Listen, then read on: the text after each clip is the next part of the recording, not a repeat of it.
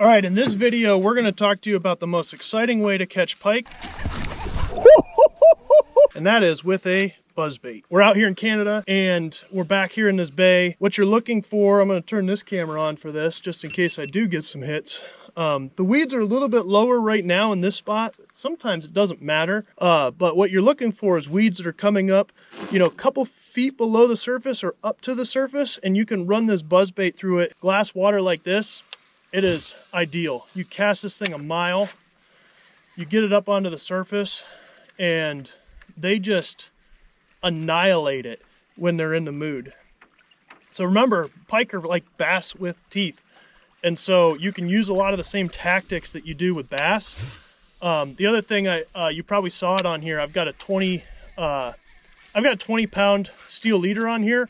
I've got that, you probably don't need it with this big of a buzzbait, but I've got that on here because we use this with other lures too, so it's easy to quickly change out. But we've had some absolutely incredible hits on this thing, and a lot of close misses. Another one. Watch your head. But that's part of buzzbait fishing. It's a little bit more about the excitement than it is the hookup ratio. The treble hook helps with that. There's, speaking of, that one smashed it. I had stopped reeling to get something off my face. That's the second one that has totally wrapped itself up in the buzzbait. I've never seen it. I had two do that, just wrapped itself right up. But that is why this is so exciting. I wasn't even moving the thing and it blasted it out of the water. I'll be right back.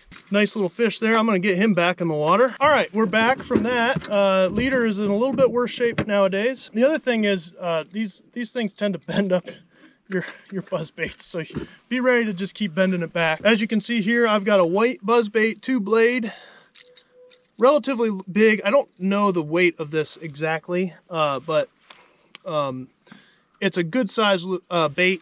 I've got a white grub on there with the kicky feet, and I have fixed a treble hook on there with a O-ring and a swivel, because when they do this, it comes through the water and sometimes they hit those feet, and so that treble hook will catch them.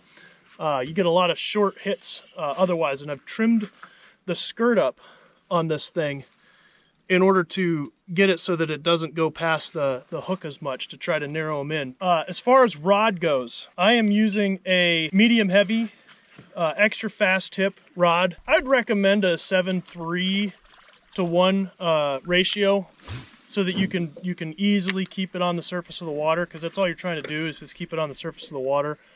I've actually got a 6.3 on this one, and it's just a little too slow. You can see I'm cranking pretty fast to keep it up there. The medium heavy extra fast is so that you can get the hook sets in there. A lot of buzzbaits are single hooked, and so you want to be able to drive that hook in there. I've got the treble hook on there. That was a modification that I made after missing about 15 fish this morning on this thing, which we've got some great video of fish blowing up, but didn't get as many of them in.